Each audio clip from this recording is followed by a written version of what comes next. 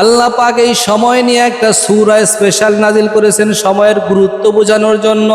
সূরা আসর, ওয়াল আসর ইন্নাল ইনসানা লাফি খুসর। আল্লাহ পাক রব্বুল আলামিন বলেন সময়ের শপথ, নিশ্চয় সমস্ত মানুষ ক্ষতির মধ্যে রয়েছে, তবে ইল্লাল্লাযীনা আমানু ওয়া আমিলুস সালিহাত ওয়া তাওয়াসাউ বিল হক ওয়া তাওয়াসাউ বিস সবর। আল্লাহ বলে 4 প্রকার মানুষ ছাড়া সবাই ক্ষতির ভিতরে রয়েছে। 1 নম্বর ইল্লাল্লাযীনা আমানু, যারা ঈমান এনেছে। 2 নম্বর ওয়া আমিলুস সালিহাত, যারা নেক আমল করেছে। আমরা এই 4টার ভিতরে শুধু একটা নিয়েই আলোচনা করি, নেক আমল 2 নম্বর যেটা। আজ যারা খেলার পিছনে সময় দেয়, খেলার জন্য জীবন দেওয়ার জন্য প্রস্তুত, খেলার জন্য মা বাবার সাথে ঝগড়া, খেলার জন্য সমাজের মানুষের সাথে ঝগড়া, খেলার জন্য ইমামের পিছনে লাগছে, কেন ইমাম খেলার বিরুদ্ধে কথা বলে, খেলার জন্য আলেমের বিরুদ্ধে লাগছে, কেন আলেম তাদের বিরোধিতা করে, খেলার জন্য রাষ্ট্রের বিরুদ্ধেও দাঁড়াইতে রাজি, যদি রাষ্ট্রেও খেলা নিষেধ করে, যা বোঝা যায় আর কি, ঠিক না? আরে নবীর উম্মত, তুমি তোমার জীবনটা তোমার মনের মতো চালাইবা, এই জন্য আল্লাহ দুনিয়ায় পাঠায় নাই। ওয়ামা খালাকতুল জিন্না ওয়াল ইনসা ইল্লা লিয়াবুদুন। আল্লাহ বলে মানুষ এবং জিন এই 2 জাতিকে বানাইলাম শুধু আমার ইবাদতের জন্য। আল্লাহর ইবাদত করবি রে ভাই, তাদের ইবাদত বাদ দিয়ে আজ তুমি মেসি নেইমারেদের পিছনে সময় দিবা, এই জন্য আল্লাহ পাঠায় নাই। এই জন্যই নবী বললেন 5 প্রশ্ন করা হবে, এর মধ্যে একটা হলো ওয়ান উমরিহি ফিমা আফনা, তোমার জীবন তুমি কোন কাজে ব্যয় করছো বলো। বলবে আমার জীবন আমি খেলার পিছনে ব্যয় করছি, এটা বলা ছাড়া তো আর উপায় নাই। এই খেলার পিছনে পড়ে পড়ে নামাজ বাদ দিছেনি?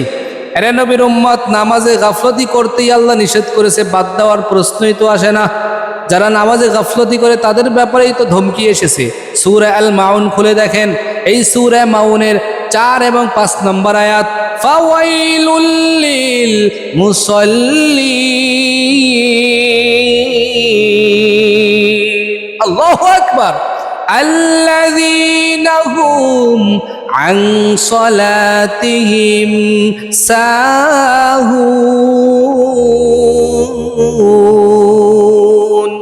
এই কালামে জিন্দা কুরআনে হাকিম, হিকমতে উলায়াজালাস্তু কদিম, জামিউল ইলমি ফিল কুরআনে হাকিম, تقصرت عنه أفهام الرجال بخا قرآن كلام الله بشانو قديم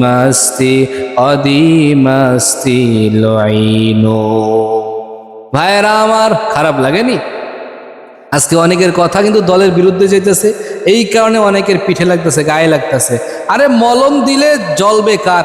যার শরীরে চুলকানি আছে। যার চুলকানি নাই তাকে মলম লাগাইলেও কোনো সমস্যা। তাইলে বুঝতে হবে যে সুদখোর, ঘুষখোর, ইয়াবাখোর, মদখোর, বাবাখোর, জুয়াখোর এবং হারামখোর, পাশাপাশি খেলাখোর, এই খেলাখোর যেগুলো, এইটার শরীরে রাখবে। খেলার বিরুদ্ধে বললে স্বাভাবিক, কিন্তু তারপরেও হক কথা বন্ধ করা যাবে নি। আল হাক্কু মুররুন, নবী বলে হক হলো তিতার মতো।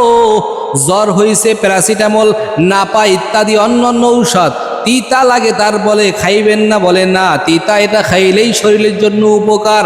ঠিক ইসলামের বিরোধিতা যারা করে তাদেরকে হক কথা বললে, ইসলামের বিরুদ্ধে যারা চলে তাদেরকে হক কথা বললে তিতা লাগবে, এটাই স্বাভাবিক।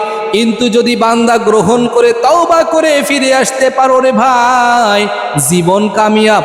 ঔষধ সেবন করলে যেমন রোগ ভালো হয়ে যায়, তুমিও যদি হকটাকে গ্রহণ করতে পারো, তাইলে তোমার জীবনের ভিতর থেকে গুনাহগুলো সব আল্লাহ দূরীভূত করে তোমাকে হেদায়েতের রাস্তা দেখিয়ে দিবে। আরে নবীর উম্মতের দল, সর্বশেষ তোমাদের কাছে আরজি, এই যে বিশ্বকাপ খেলা নিয়ে এই পর্যন্ত যেই দল করছো, যেভাবেই যা করছো, এই পর্যন্ত তো জীবনটাকে দুনিয়ার পিছনে গুনাহের দিকে কম আর আগাও নাই। এবার হাতেও ধরি, পায়ে ধরি, যুবক তওবা করে ফিরে আয়, আর আমার মাওলারে বেরাজি করিও না, আর আমার নবীরে কাঁদাইও না। আমার নবী তোমার জন্য